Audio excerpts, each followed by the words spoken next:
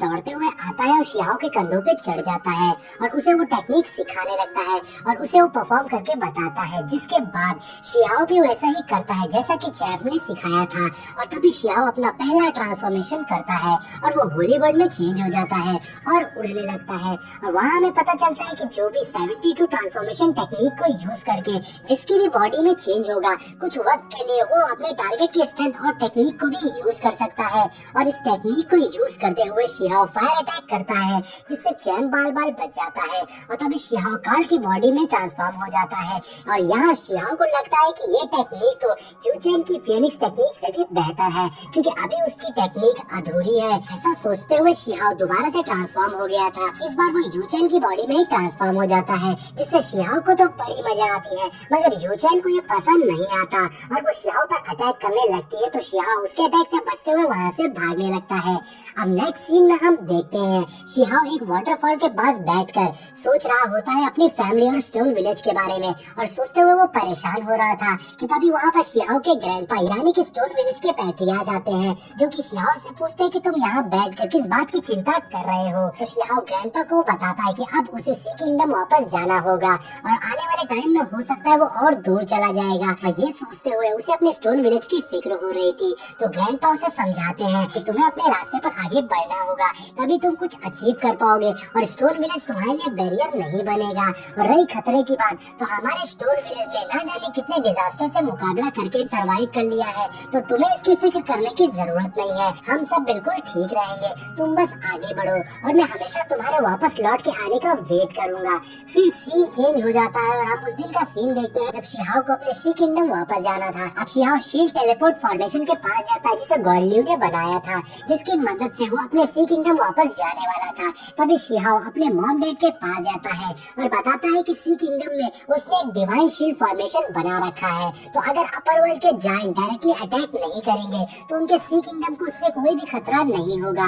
मगर अब यहाँ स्टोन विलेज में गॉडल्यू भी नहीं है, तो इनकी रक्षा करने के लिए यहाँ पर कोई तो होना चाहिए जो इनकी देखभाल और इन्हें प्रोटेक्ट कर सके। इसलिए मैं चाहता हूँ कि आप दोनों यहाँ रुक के विलेज को प्रोटेक्ट करें। दरअसल शिहाओ अपने पेरेंट्स को उस खतरे से भी दूर रखना चाहता था, इसलिए भी वो ऐसा कर रहा था। लेकिन यिनिंग यानी कि शिहाओ की मॉम कहती है, अगर हम तुम्हारे साथ नहीं गए तुम अपर वर्ल्ड के डिजास्टर से अकेले कैसे लड़ोगे। अभी किम आगे आके बोलता है, ये अकेला कहाँ है, मैं हूँ ना इसके साथ में, मैं इसका साथ दूंगा और हमेशा अपने भाई के साथ में रहूंगा।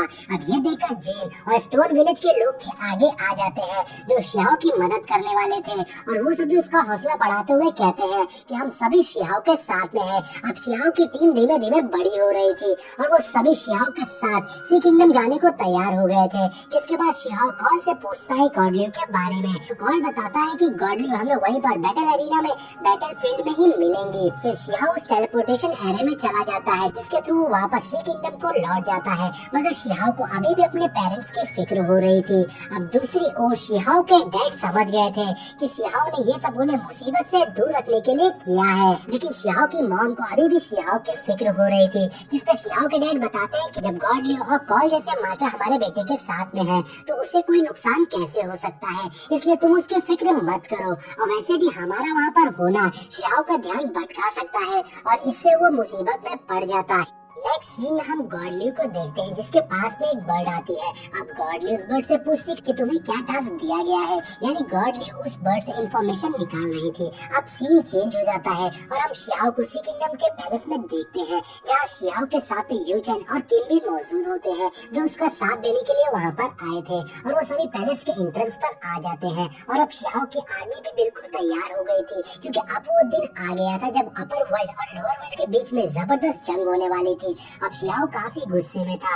और वो कहता है टाइम आ गया है जिसके बारे में गॉडल्यू और कार्ल ने बताया था, अब हम तैयार हैं। तभी कार्ल भी शिहाओ के बालों से बाहर आ जाता है और तभी वहाँ का मौसम बदलने लगता है और आसमान में लाइटनिंग होने लगती है और फिर आसमान में एक पोर्टल ओपन हो जाता है और सब बहुत ही हैरानी से उस सीन को देख रहे थे। वही कार्ल कहता है, क्या ये इस वर्ल्ड को तबाह कर देगा। वही शिहाओ ये सब देखकर मन में सोचता है कि ऐसा लगता है कि इस बार की जंग पिछली दोनों जंग से बहुत ही बड़ी और भयंकर होने वाली है और इन लोगों ने तो बहुत ही लापरवाही का काम किया है। वहीं हम कुछ अपर वर्ल्ड के सोल्जर्स को भी देखते हैं जो बहुत ही खूंखार लग रहे थे। और उस पोर्टल में कॉप्स क्रिएचर भी होता है जो अपनी पावर्स को यूज करके एक बड़े से स्पिरिचुअल हैंड से अटैक कर देता है और उस कॉप्स का पंजा उस पोर्टल से बाहर निकलता है और इधर कॉल बताता है कि ये चौटिक कॉप्स है। तभी शिहाओ अपनी पावर से उस पैलेस पर बनी डिवाइन सर्कल शील्ड को एक्टिवेट कर देता है क्योंकि वो सबको प्रोटेक्ट कर रहा था। अब शिहाओ के सोल्जर डरे हुए थे कि उन्हें लग रहा था कहीं गलती से ये कॉप्स क्रिएचर शील्ड को तोड़ ही ना दे। अब वो बड़ा सा पंजा शिहाओ के बनाए हुए शील्ड को हर तरफ से जकड़ लेता है और वो पंजा अपनी पूरी ताकत लगा देता है जिससे बहुत ही आसानी से शिहाओ की बनी हुई शील्ड चटकने लगती है। अब ये देखकर शिहाओ और बाकी सब भी काफी ज्यादा परेशान हो जाते हैं कि ये क्रिएचर तो बहुत ही ज्यादा पावरफुल है।